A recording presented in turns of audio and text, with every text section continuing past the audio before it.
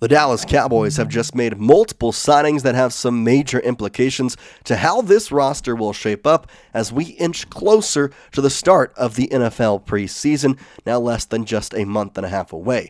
We tell you both of these signings and what they mean for the Cowboys right here on Cowboys Digest. I'm Jace Andrews, and I appreciate you joining us and taking the time out of your day to be here. If you're new, hit that subscribe button. We've got Dallas Cowboys coverage for you all year long. Now, the Cowboys today have made two separate signings, both of them being on the defensive front. One of them on the defensive line, another in the cornerback room, and that is where we start. Adam Schefter having the report just a little bit ago saying another new home for another former Packers cornerback. Free agent cornerback Robert Rochelle reached an agreement today on a one-year deal with the Dallas Cowboys per agent Kevin Connor. Now, the reason he is talking about another new deal for another former Packers cornerback is because earlier today, Jaire Alexander, the former All-Pro, Pro Bowl type level cornerback in Green Bay, signed a $6 million deal with the Baltimore Ravens. And in this report, it did say that he turned down a lot more money in other places to be in Baltimore with his former college teammate, Lamar Jackson. It was cool to see Lamar come in there and give Jaire a hug. But the timing of this makes me fully believe that the Dallas Cowboys were in on Jaire Alexander. They wanted him, and as soon as he was off the board, they went and signed a guy that they had previously worked out. Rochelle had been around the organization, and the Cowboys go, and now they sign him to a one-year deal. We talked about the stats of Rochelle. Nothing pops off the board. He spent time in LA back in 2021 and 2022. Most recently, as Schefter mentioned, with the Green Bay Packers in 2023 and in 2024. Hasn't played more than 11 games in only one season. That was in 2022 with the Rams. In that season, though, he only had 5 total tackles, 1 fumble recovery, and that's about the extent of his stats. His rookie year was his best back in 2021, 11 games played, 14 total tackles, 3 assists, 1 fumble recovery, 1 interception, and it was 4 pass deflections that really popped off the board for him back in 2021. But most recently with Green Bay, nothing really to write home about. He had a fumble recovery, but again, fumble recoveries are an interesting stat. Especially for cornerbacks, you just kind of have to be in the right place at the right time for that matter. But it's a guy that, to me, speaks volumes about how the how the Cowboys see their cornerback room shaping up right now. Because if you look at it, Trevon Diggs, who is still kind of injured, don't really know his availability for week 1 of the NFL season when they face the Philadelphia Eagles on Thursday Night Football. That's a big question mark. Deron Bland looks to be good, looks like he'll be ready to go. And then their third-round pick, Siobhan Revel Jr., who had the ACL tear, who was supposed to be a first-round pick, dropped to the 3rd round. That's great pickup for the Cowboys, but it seems as though he recently had a setback. We're going to have a full video coming out on him later on, either today or tomorrow morning, so be on the lookout for that. But it seems as though the cornerback room has been hit hard, and this signing makes me believe that it's the Cowboys noticing this and understanding that they have to go out and try and make this team at least a little better with smaller moves to hopefully maybe Rochelle gets to a point where he makes the 53-man roster. Now, that is a little bit away, so as of right now, there's a slim chance that he actually makes the team.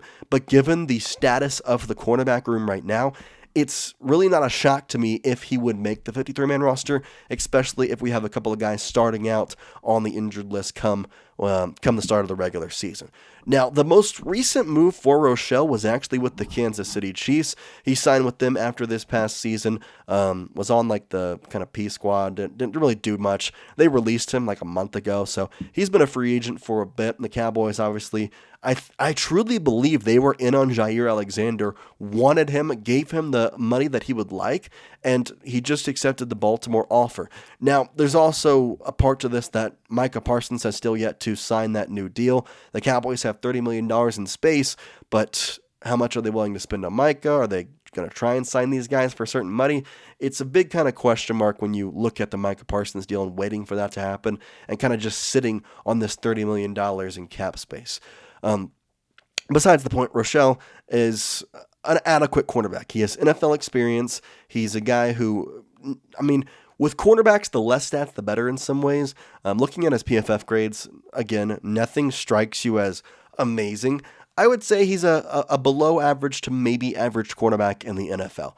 And at this point, if the injuries for the Cowboys continue on and stay the way they are into the regular season, then there's a very real shot that Rochelle ends up playing for the Dallas Cowboys in some manner. Now, whether that's a depth piece, whether that's a guy that ends up being on the practice squad for the rest of the year, don't really know for that full reason, but we'll have to kind of wait and see. Now, the second signing that the Cowboys have made is a guy that actually had a workout with the Cowboys most recently, played in the UFL, and it's a defensive tackle, Perrion Winfrey, out of Oklahoma, most recently in the NFL, played with the Cleveland Browns.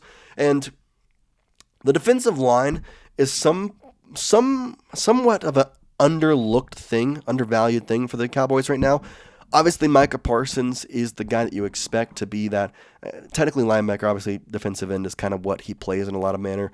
So with the defensive tackle position, you really want to try and get some bigger guys who can have some force. Perrion Winfrey worked out with the Cowboys. They liked what they saw, and he had a great season in the UFL with the Birmingham Stallions, earning all UFL honors. So that's obviously a very good thing to look at. But when you kind of think about this, it's a move that, again, speaks volume to how the Cowboys see their roster. Now, I mentioned they held a workout for Perrion Winfrey and other top UFL talent, along with some other guys in there. I believe Rochelle was actually a part of this workout, too. Don't quote me on that, but it was, again, a workout for a lot of different people. They ended up signing 2 today, and it does speak volume to how much the Cowboys value looking at the UFL and what the stats are in that league. And we go to a quote from the executive vice president, Stephen Jones of the Cowboys. He's also the director of play personnel. He says, quote, "Obviously we're paying attention because we've found a player or two through the UFL, so we're watching that. In terms of those guys are doing a good job over there to see if there's anybody that can help us over here. We'll keep our eyes on who's available," end quote. Well, Perrion Winfrey ended up getting the workout and ended up getting a deal done with them as well, so he obviously impressed enough. Obviously, the UFL is a place the Cowboys have been looking and trying to get stars. We know a couple of players that they've been able to take in and has done pretty well for them. So, Perrion Winfrey, what exactly does he bring to the table? Well, a couple of things for him. He has not played too much in the NFL. He played with Cleveland and then did sign to the New York Jets on a very, I think it was a practice squad deal, but it wasn't much. He did play in a game with the Jets. Ended up having only 1 solo tackle, 2 assists. But his real year was back in 2022 with the Cleveland Browns, in which he played 13 games, had 2 pass deflections, a half a sack, 22 tackles, 8 of those being solo, 1 of them being a tackle for loss, and he hit the QB 2 times. And for a defensive tackle who you're probably labeling as a depth piece, that's not a bad thing to sign here, especially in this kind of time of the year. The Cowboys know they need some defensive line help. They know that the cornerback room, they don't need help. It's just injured, I think, is the bigger thing with the cornerbacks. So why not, if there's a guy out there that you like, go out, go get it, and be able to make a move in a lot of ways. Now, I mentioned he played with the Birmingham Stallions. This year, in 2025, played the 1 game, 2 solo tackles, including a tackle for loss, which was 11 yards, and he had the sack. That was that 11-yard tackle for loss. So, as I mentioned, earned all UFL honors as well in a prior year. So this is a guy who impressed at the UFL level, and in some ways the UFL is becoming a minor league system for a lot of the NFL teams.